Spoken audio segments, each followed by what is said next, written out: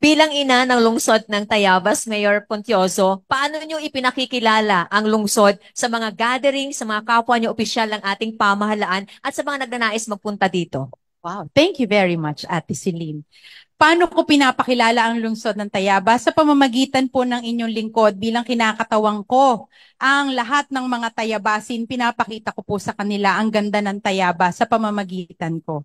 At yun po ay sa pamamagitan ng pagpapakita ng magandang ehemplo, nag-i-inspire, pinapakita sa kanila ang magandang side ng buhay. Di po ba? So doon po tayo nakatunghay sa magandang side ng buhay. Positive lang po tayo. At tingin ko, positive people attracts positive people. Kaya po, tuwing pumupunta ako sa mga okasyon, maganda rin po ang nagiging feedback at kalimitan pa po sa kanila ay naiengganyo pumunta sa lungsod ng Tayabas, bisitahin ang ating lugar. Yun Marami po. pong salamat. Tayabasin tayo. Thank you.